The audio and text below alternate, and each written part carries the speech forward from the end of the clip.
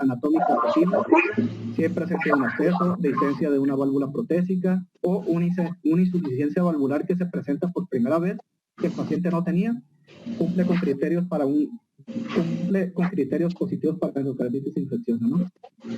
Otros criterios menores, pues son los criterios menores, pues son la presencia de factores de riesgo, que el paciente tenga antecedentes endocarditis, que haya tenido una endocarditis infecciosa, que haya tenido alguna cardiopatía congénita, que haya quedado con un shunt residual, que tenga algún dispositivo intracardíaco, etcétera, etcétera, ¿no?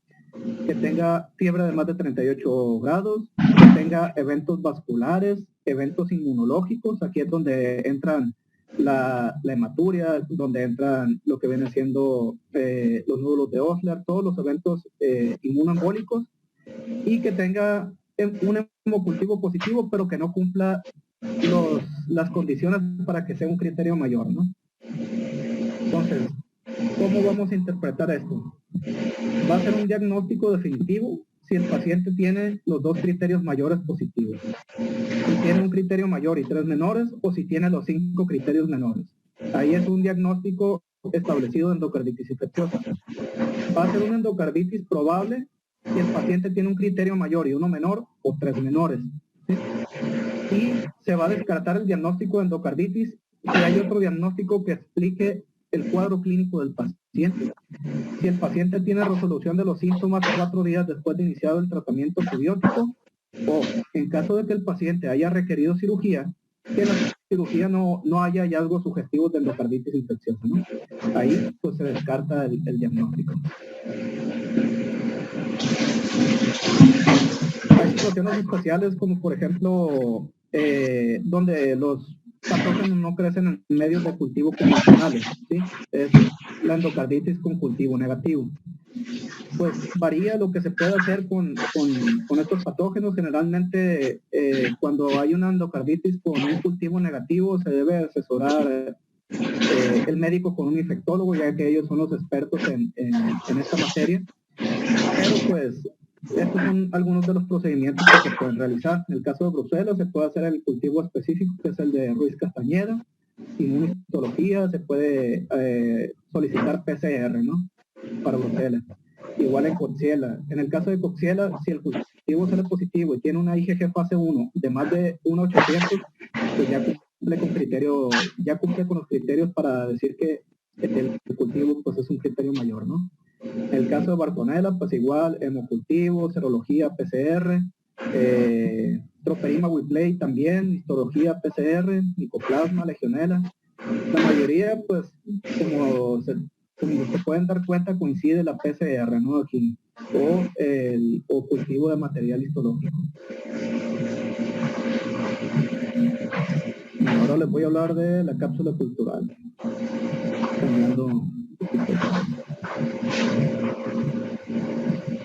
Yo les voy a hablar de la Guerra de las Dos Rosas.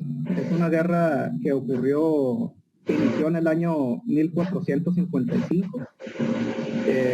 Sin embargo, pues los conflictos de esta guerra entre estas dos casas, la casa Lancaster y la casa Rose, habían iniciado desde hace mucho tiempo, desde antes de 1400, cuando Enrique de Lancaster destituyó a Ricardo II de York, que fue el que había quedado en el trono. Desde 1399 hasta 1455 hubo una lucha interna, hasta que en 1455 inició la guerra en una zona que se llama Temple Garden en Inglaterra. Pues ocurrieron varias batallas muy sangrientas. La batalla de Taunton, que es la que está representada en esta pintura, la de Saint Albans, y se cree que murieron 12 príncipes, 200 nobles y más de 100,000 personas de nobleza baja y del pueblo común. Explico esto en la cápsula cultural porque la casa Lancaster y la casa York vienen siendo el equivalente a la casa Lannister y la casa Stark de una saga que se llama Canción de Hielo y Fuego. Después se creó una serie y pues es la de Juego de Tronos. Entonces en esta guerra fue en que se basó George R.R. Martin para escribir todos sus libros, y pues yo soy un fan de eso. Espero que pronto saque el otro libro. Bueno, entonces, ¿qué pasó con la guerra? A fin de cuentas, pues la guerra finalizó con el ascenso de, bueno, en 1485 Ricardo III de York en una batalla que se llama la batalla de Bosworth. Entonces, después de que murió Ricardo III de York, Enrico Tudor, que era parte de la dinastía de Lancaster, pues ascendió al trono, tomó el poder y contrajo matrimonio con Elizabeth de York. Fue como se formó la dinastía Tudor. Se limitó el poder de la iglesia, terminó la Edad Media en lo que viene siendo Inglaterra e inició la etapa del Renacimiento. Y pues este es el blasón de la casa Tudor. Es una combinación del blasón de Lancaster con el de la casa York.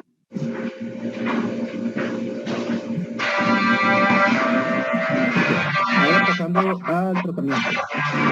Pues, en cuanto a principios generales, tenemos que las defensas del huésped, en el caso de la endocarditis infecciosa, pues son de poca ayuda, y debido a esto los antibióticos bactericidas pues son mucho más efectivos que los bacteriostáticos. Entonces, ¿qué vamos a tener en cuenta además de esto? Si la válvula es protésica o es una válvula nativa, ¿no? En el caso del tratamiento de válvula nativa, dura un poco menos que el de válvula protésica. El tratamiento de válvula protésica pues dura más, ¿no? Se extiende más generalmente. Y en el caso de el manejo empírico inicial en pacientes críticos, pues en válvula protésica generalmente se añade rifampicina, ¿no? Porque se ha demostrado que la válvula se conserva mejor, se esteriliza más rápido y pues evita realizar otra cirugía de reemplazo valvular al paciente, ¿no?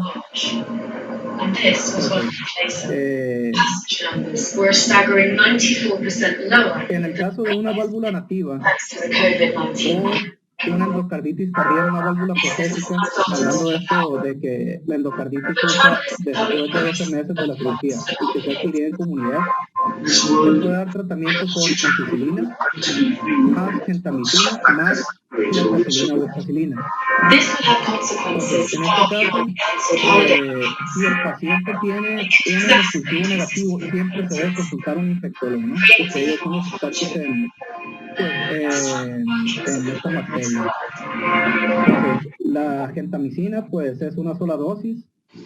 Y en pacientes que son alérgicos a penicilina, se prefiere la vancomicina, ¿no? Es 30 a 60 miligramos kilo día, dividida en 2 a 3 dosis, siempre acompañada de gentamicina.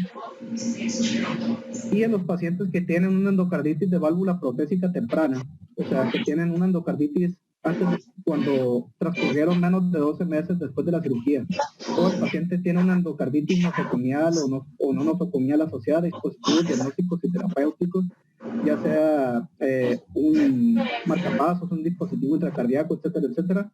Aquí se va a preferir el tratamiento con vancomicina, más gentamicina, más rifampicina, ¿sí? Y en un consenso de expertos se llegó a la conclusión de que la rifampicina se debe iniciar 3 a 5 días después de que la vancomicina fue iniciada, ¿no?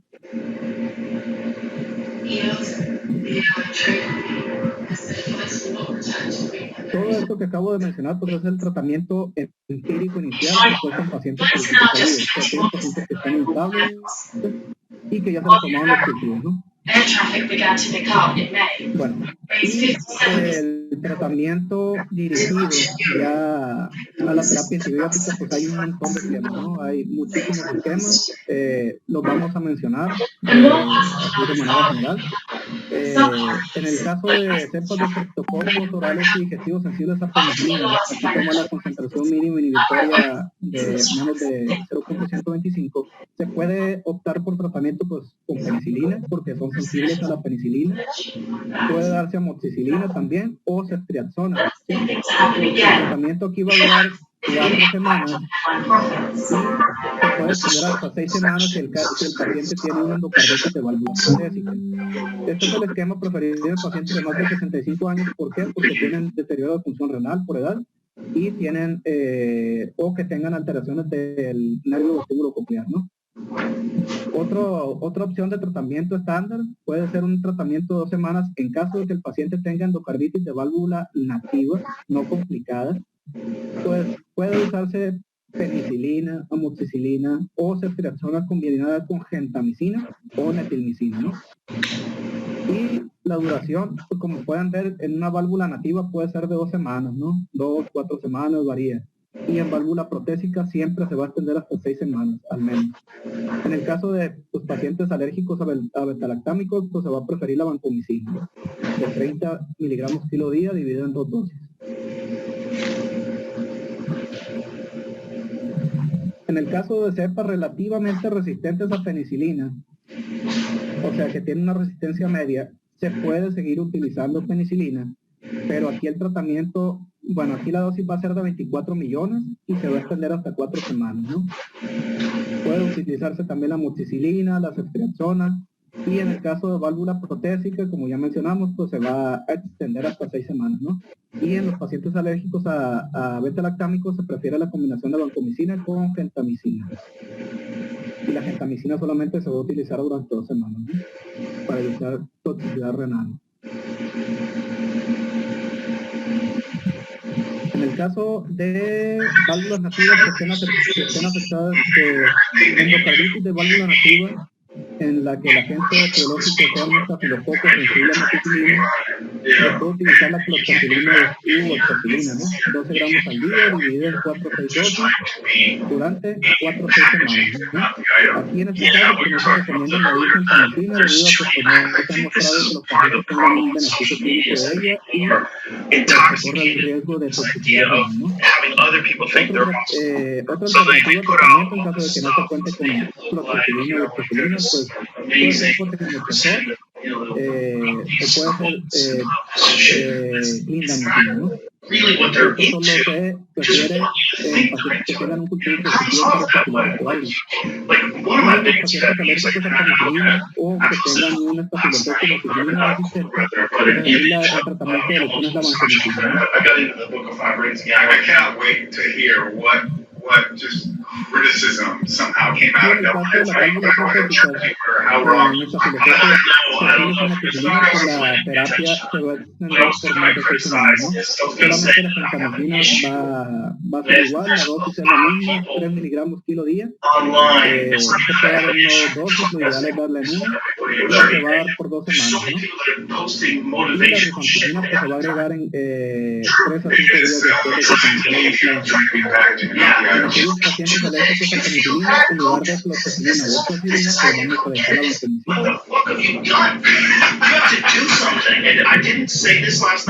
En las cepas que sean sensibles a betalactámicos y a gentamicina, pues tenemos todas estas opciones de tratamiento. Realmente pues son muchas tablas, básicamente pues, son de referencia porque pues, es imposible aprenderse todo esto, pero pues lo que debe de quedar claro aquí es que la duración del tratamiento en válvula protésica puede ser debe extenderse más de 6 semanas, y que prácticamente los pacientes que son alérgicos a betalactámicos el antibiótico de elección es la vancomicina, ¿no? Siempre ajustado a resultados de cultivo.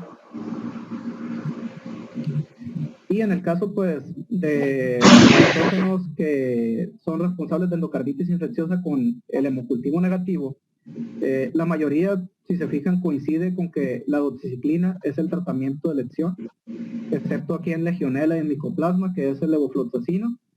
Y, pues, realmente el tiempo de tratamiento óptimo se desconoce, ya que, pues, no hay, como son endocarditis infecciosas, que son demasiado raras, no ha habido oportunidad de hacer estudios donde se pueda demostrar la efectividad del tratamiento en tiempo óptimo, ¿no?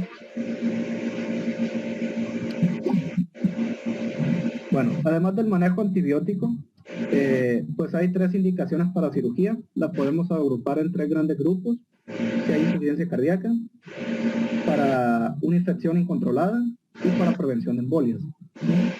En el caso de insuficiencia cardíaca, pues se refiere a una endocarditis mitral o aórtica que tenga una insuficiencia valvular grave y que lleve a un edema agudo de pulmón o a un choque cardiogénico.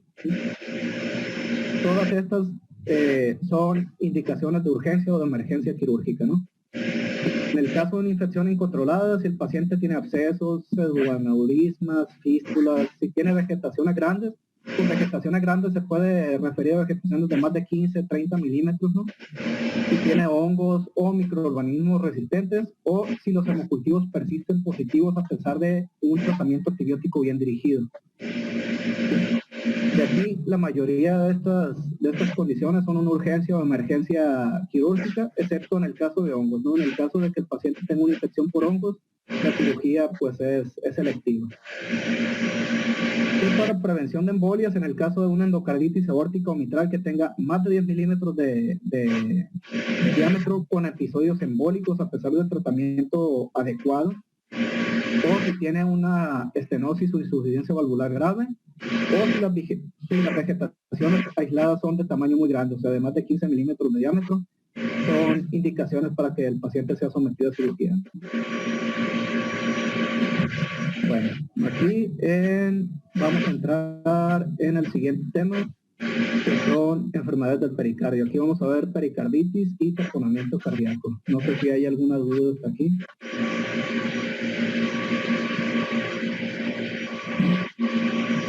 Para continuar.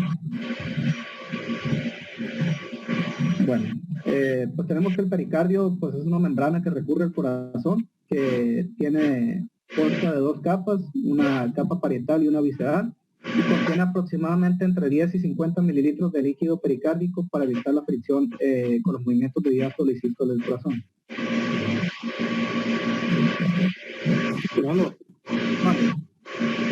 mencionaron en el grupo que no se está grabando la clase. ¿No se está grabando? Ok. Ya puedo grabar después, no me imagino. Porque pues ya no tendría caso grabarlo ahorita. Pues que se grabe los temas que faltan. Está bien.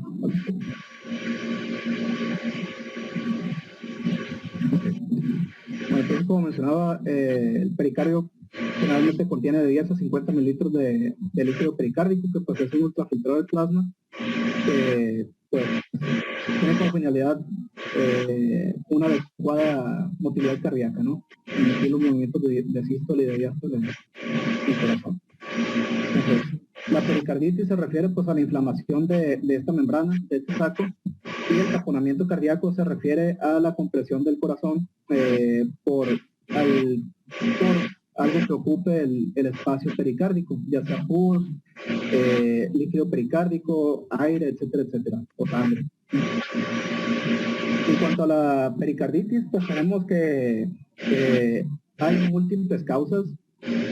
En la mayoría de los casos, pues la etiología viral es la más común, siendo de los virus el Coxsackie el número 1, aunque también puede estar causada por ecovirus, por el virus de Epstein-Barr, por citomegalovirus. En la causa bacteriana, pues en nuestro medio la tuberculosis es la principal causa de pericarditis. Las causas fúngicas y parasitarias son muy raras.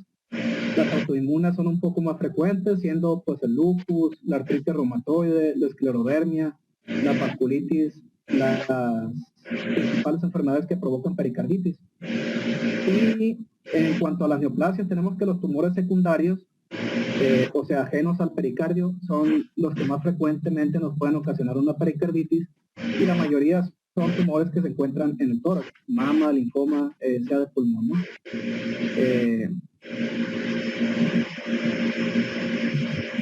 En cuanto a la clasificación, pues la podemos clasificar en aguda, incesante, recurrente y crónica. Pues la pericarditis aguda es aquella que se presenta, que tiene una duración de menos de 4 semanas y que cumple con al menos 2 de los siguientes criterios: el dolor torácico pericardítico, se presenta hasta en un 85 a 90% de los pacientes.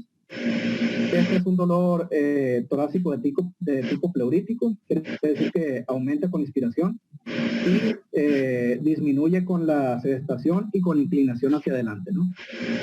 También podemos encontrar roces pericárdicos, que es un sonido parecido al rascado. En cuanto al electrocardiograma, podemos encontrar una elevación difusa del segmento ST de novo o una depresión del PR en el electrocardiograma, hasta un 60%.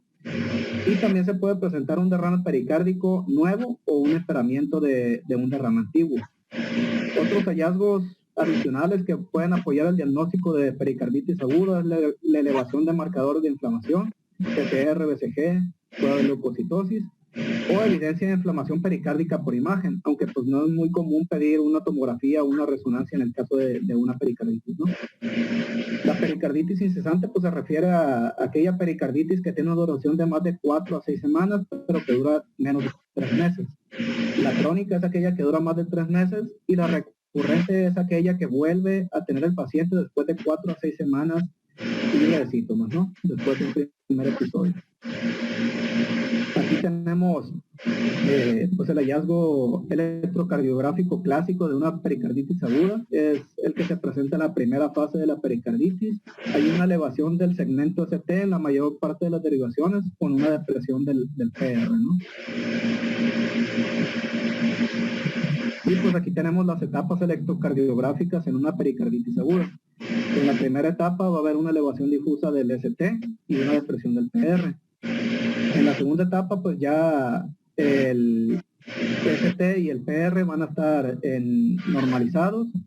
En la tercera etapa va a haber una inversión de ondas T y van a ser profundas. Y en la última etapa es cuando ya pues el electrocardiograma se normaliza, ¿no? Bueno, en cuanto a criterios de hospitalización de un paciente con pericarditis aguda, se deben de hospitalizar solamente los pacientes que tengan una pericarditis aguda de alto riesgo, ¿no? Pues es una clase 1, nivel B de evidencia, y los pacientes que tengan una pericarditis aguda de bajo riesgo deben de manejar de manera ambulatoria, ¿no? Y siempre se debe evaluar la respuesta al tratamiento antiinflamatorio después de una semana, ¿no? Ya que esto es uno de los criterios que se usan como predictores de mal pronóstico. Si el paciente tuvo fiebre de más de 38 grados, si tiene un derrame pericárdico importante o un taponamiento, si después de una semana de tratamiento óptimo el paciente persiste con síntomas, si tiene evidencia de daño miocárdico, o sea, si tiene elevación de enzimas cardíacas, de troponinas, si el paciente tiene inmunosupresión, si tuvo algún traumatismo o si se encuentra en tratamiento con anticoagulantes orales, cualquiera de estos clasifica al paciente automáticamente como un paciente de alto riesgo y el manejo debe ser hospitalario, ¿no? Y aquí tenemos un algoritmo, ¿no? de cómo se va a manejar a un paciente que tiene una sospecha de pericarditis. Pues se debe, con base en la exploración física, en el electrocardiograma, en los estudios complementarios. Si el paciente no tiene un diagnóstico compatible con pericarditis, pues se debe buscar otro diagnóstico que explique los síntomas del paciente. En cambio, si el paciente cumple con criterios diagnósticos para pericarditis, deben de realizar la siguiente pregunta: si hay una sospecha importante de una etiología específica o cualquier predictor de mal pronóstico. La respuesta es sí. Si se sospecha de una etiología específica o si el paciente tiene alguno de esos criterios que se mencionaron aquí, entonces se clasifica al paciente como un caso de alto riesgo y se debe hospitalizar y buscar etiología y supervisar el tratamiento. Si el paciente no tiene una sospecha de etiología específica, como ya explicamos que la causa viral es la más común, por Coxsackie. Entonces, si no tiene ningún factor de mal pronóstico, entonces se debe realizar una prueba empírica con AINES, con tratamiento. Entonces, después de una semana, si el paciente no respondió, cuenta como un factor de mal pronóstico y el paciente se debe de hospitalizar y se debe buscar la etiología de la pericarditis. Y si respondió al tratamiento, pues se le debe dar seguimiento ambulatorio. Y en cuanto al tratamiento, pues el tratamiento de la pericarditis incluye un antiinflamatorio o ácido acetilsalicílico más colchicina, ¿no? En este caso, pues puede ser el ácido acetilsalicílico, una dosis de 750 miligramos a 1 gramo cada 8 horas por 1 a 2 semanas, o el ibuprofeno, ¿no? Es una alternativa para los pacientes que tengan una contraindicación para uso de ácido acetilsalicílico. La dosis es de 600 miligramos cada 8 horas y la duración del tratamiento usualmente es de 1 a 2 semanas. Y estos dos, cualquiera que se prefiera usar, se debe asociar con colchicina, ¿sí? Si el paciente pesa menos de 70 kilos, la dosis es de 0.5 miligramos cada 24 horas. Y si pesa más de 70 kilos, la dosis se cambia cada 12 horas, ¿no? Y la duración del tratamiento pues es de 3 meses. En aquellos pacientes que hayan sido catalogados como pacientes de alto riesgo y que no hayan respondido al tratamiento con AINES más colchicina, se puede optar por el tratamiento con esteroides siempre y cuando se haya excluido una causa infecciosa de la pericarditis. Y pues en el caso de la prednisona, pues se utiliza una dosis de 0.25 a 0.5 miligramos kilo día y se debe de realizar una pauta de reducción, ¿no? Si el paciente inició con una dosis de más de 50 miligramos, se van a reducir 10 miligramos cada 1 a 2 semanas.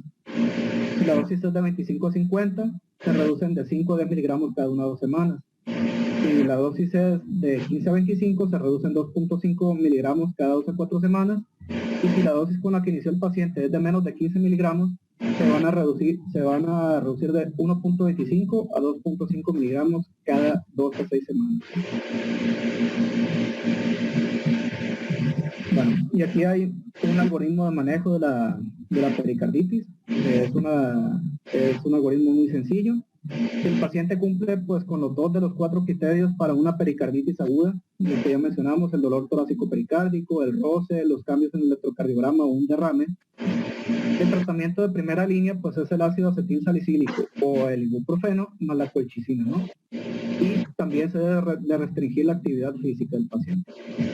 El tratamiento de segunda línea, en caso de que el paciente tenga contraindicación para el ácido acetilsalicílico, AINES, colchicina, o que no haya funcionado el tratamiento y si se excluyó una causa infecciosa, pues se deben de utilizar las dosis bajas de corticoides, ¿no? En caso de que el paciente tenga una pericarditis recurrente, que es aquella que regresa 4 a 6 semanas después de que el paciente estuvo libre de síntomas, el tratamiento de primera línea vuelve a ser ácido acetilsalicílico o AINES más colchicina, de restricción de la actividad física. En el tratamiento de segunda línea, pues son las dosis bajas de corticoides con su pauta de reducción. En el tratamiento de tercera línea podemos encontrar la inmunoglobulina intravenosa, el anakinra, que es un anticuerpo monoclonal contra la interleuquina 1. De hecho, hay un estudio que se está llevando a cabo ahorita para utilizar el anakinra en lugar de las dosis de corticoides. Sin embargo, pues no ha terminado todavía, pero ha mostrado buenos resultados aparentemente. Y como última línea, en caso de que el paciente no le haya funcionado nada de lo anterior, pues se opta por la pericardiectomía. En el caso del taponamiento cardíaco, que es el siguiente tema que corresponde a las enfermedades del pericardio, pues tenemos que es una compresión ya sea rápida o crónica del corazón por una ocupación del espacio pericárdico, ya sea por líquido, por pus, por sangre, incluso por aire, ¿no? Dentro de la etiología, pues la causa más frecuente de taponamiento cardíaco pues es la pericarditis, con un derrame pericárdico que pues se va acumulando y pues va comprimiendo el corazón. Otras causas que tenemos pues, es la tuberculosis, la causa iatrógena, por ejemplo en la colocación de marcapasos, si se perfora la pared del ventrículo, pues puede dar lugar a un hemopericardio. Después de una angioplastía o de una cirugía cardíaca, o incluso por traumatismos o neoplasias, ¿no? Y las causas poco frecuentes, pues viene siendo lupus, artritis reumatoide, postinfarto, leucemia, disección aórtica, ¿no? Son casos muy poco frecuentes de taponamiento cardíaco. La presentación clínica, pues esta es una que todos se saben prácticamente, pues es la triada de Beck, que tiene que ver con la disminución del llenado de las cavidades del corazón. El paciente va a tener como consecuencia por esto hipotensión, va a haber ingurgitación yugular y va a haber apagamiento de los ruidos cardíacos.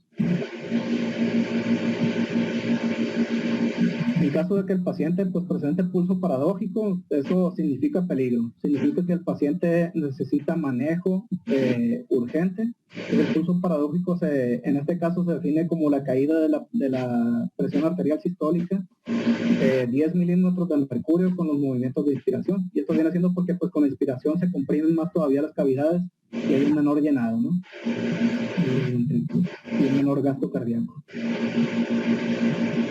En cuanto a los estudios de gabinete, pues casi nunca, la realidad es que casi nunca da chance de hacer estudios de gabinete porque el paciente, pues, un taponamiento es una entidad que pone en peligro la vida del paciente. Sin embargo, pues, si se realiza una radiografía de tórax, lo más común es encontrar esta imagen, una imagen en forma de garrafa, así le llaman. En el electrocardiograma pues vamos a encontrar la alternancia eléctrica, va a haber complejos QRS con gran voltaje alternados con unos de pequeño voltaje. Y en el ecocardiograma pues vamos a encontrar una disminución de la movilidad del corazón por la compresión de lo que sea que esté ocupando el espacio pericárdico, y podemos encontrar la imagen esta de corazón oscilante, ¿no? Va a estar nadando prácticamente el corazón en el líquido que esté ocupando el espacio pericárdico. Y pues el manejo, como ya mencioné, es una patología, es una entidad que pone en peligro la vida del paciente. Generalmente son pacientes que están inestables y que ocupan una descompresión lo más rápido posible para permitir el adecuado llenado de las cavidades del corazón y un adecuado gasto cardíaco, ¿no? Entonces, el manejo pues es la pericardiocentesis.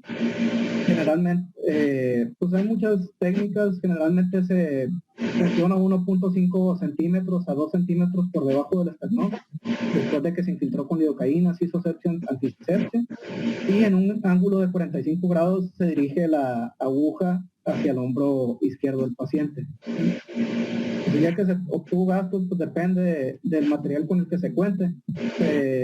A veces se utiliza un catéter venoso central, aunque lo que se prefiere, lo ideal es usar un catéter pigtail, se le llama, que es un catéter fenestrado, que el paciente se puede quedar con él como tipo ventana pericárdica y estar drenando líquido diariamente hasta que tenga un drenaje menor a 30 mililitros por día, ¿no? Esa es la cantidad con la que el catéter ya se puede retirar, debido a que pues, en múltiples reportes de casos se ha demostrado que es con la cantidad mínima de gasto y que hay una mejor adherencia de las hojas pericárdicas, ¿no? Y que hay menos recurrencia del derrame. Y en cuanto a lo que viene siendo el análisis del líquido pericárdico, pues estos estudios se deben de realizar en caso de que el paciente, pues, si el paciente presentó taponamiento, se tiene que solicitar. Si hay una sospecha de una pericarditis bacteriana o una neoplasia, si el derrame es moderado a grande y si se trata de una pericarditis que llevó a un taponamiento y no respondió al tratamiento antiinflamatorio convencional, ¿no?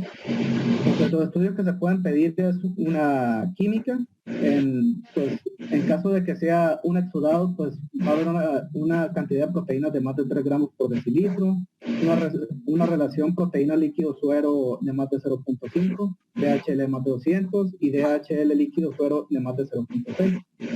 En caso de que pues, sospechemos de una tuberculosis o una etiología maligna, pues podemos pedir una citología, ¿no? En caso de sospecha de tuberculosis, podemos pedir PCR para Mycobacterium tuberculosis en el líquido pericárdico. Y si se sospecha de una causa bacteriana, además de los cultivos de micobacterias, se puede pedir un cultivo de aerobios anaerobios, ¿no? Y ya, pues con base en eso, dar el tratamiento de la causa de base del derrame que llevó al tucumán.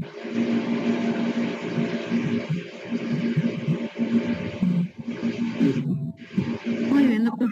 Abrimos espacio para preguntas y para aportaciones.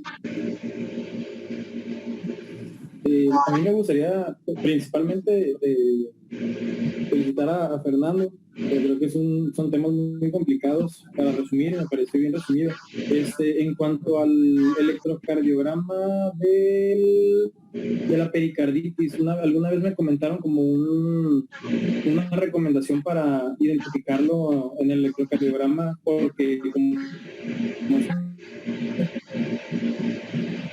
Creo que se está trabajando.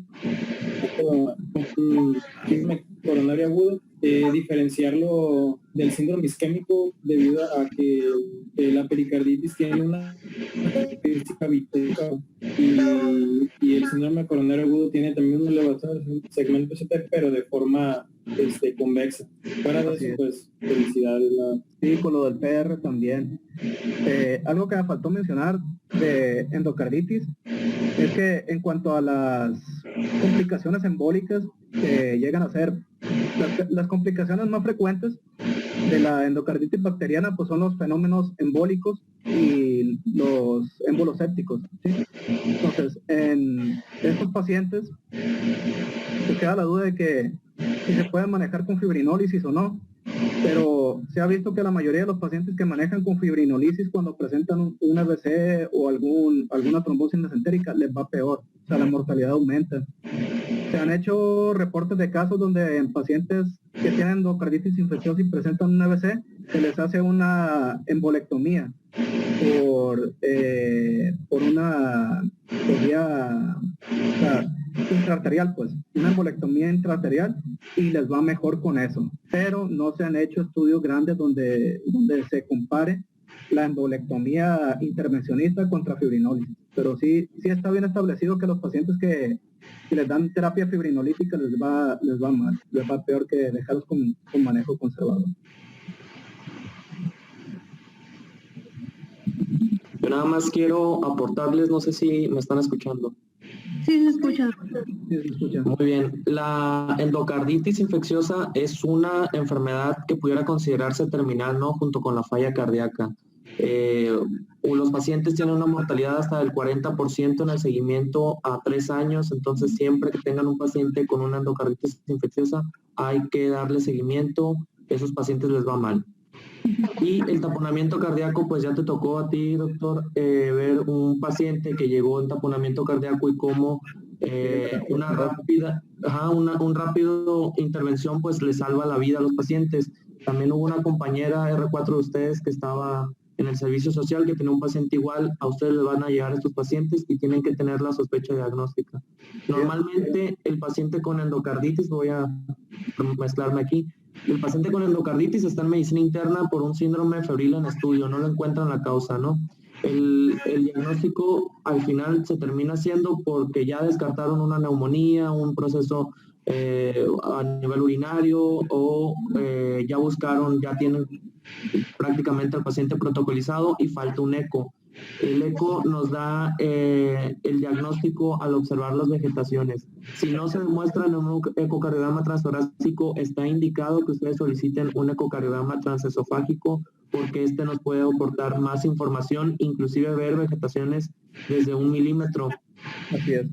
Y además de que si un eco sale negativo, pero el paciente persiste con fiebre, ustedes pueden solicitar de nueva cuenta que se realice a los 5 días, ¿no? Para ver nueva génesis de vegetaciones. A veces por los tiempos y la cantidad de estudios no se realiza como está plasmado en las guías, pero siempre se trata de realizarse en esos pacientes. Los pacientes con un dispositivo, puede ser un catéter de Mahurkar, un marcapasos, pueden inclusive hacer vegetaciones del lado izquierdo del corazón, no necesariamente tienen que ser derechas, ¿no? O los pacientes usuarios de drogas endovenosas pueden hacer endocarditis de la válvula aórtica o de la tricúspide, también tenerlo eso en cuenta. Fiebre y soplo, piensen en endocarditis. Yo sé que a veces el soplo no se presenta en todos los pacientes, pero un paciente que tiene fiebre y un soplo de nueva aparición, si no está asociado a la fiebre, si es un soplo que lo tiene todo el tiempo, piensen que puede ser endocarditis y solicitar un eco. De la pericarditis no hay mucho, nada más pensar, como ya lo dijiste, en el paciente que tiene joven, baja probabilidad pretest de un síndrome coronario agudo. No es lo mismo un paciente con dolor torácico de 28 años sin factores de riesgo cardiovascular a un paciente de 65 años, diabético, hipertenso y fumador, que llega con una elevación del segmento ST. Ahora, como lo comentó el doctor, las características del electrocardiograma son importantes para decidir si un paciente es candidato a un cateterismo cardíaco o simplemente vigilancia y un ecocardiograma. Probabilidad pretest. No es lo mismo, como ya les comenté, un paciente joven sin factores de riesgo que un paciente pues ya con factores de riesgo y más años, ¿no? Pensar en eso. El cuadro clínico de la pericarditis en urgencias es algo por lo que nos llaman, ¿no? Y la clínica, falta la clínica en los servicios de urgencia, porque el paciente está sentado hacia enfrente, tocándose el pecho, que no aguanta, casi está en posición de gatillo, ¿no? Por el dolor.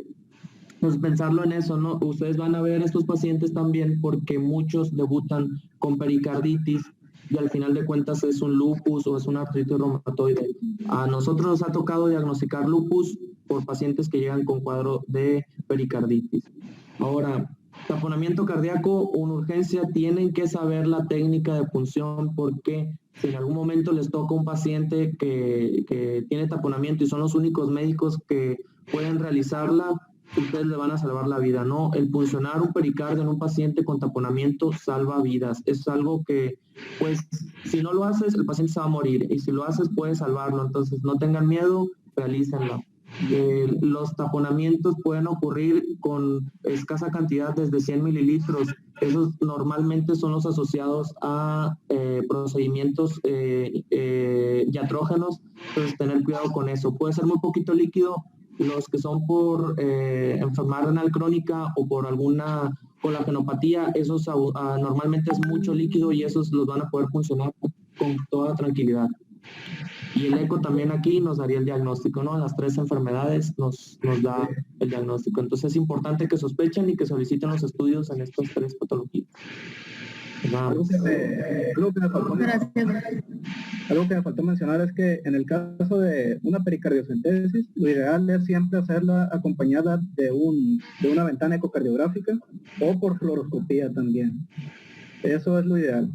Y después de que se drena el líquido, una carga de 500 mililitros de solución salina sí ayuda para que el paciente pues, tenga mejoría hemodinámica, ¿no? ¿Habrá otra aportación, alguna pregunta? Perdón por no hablar la clase.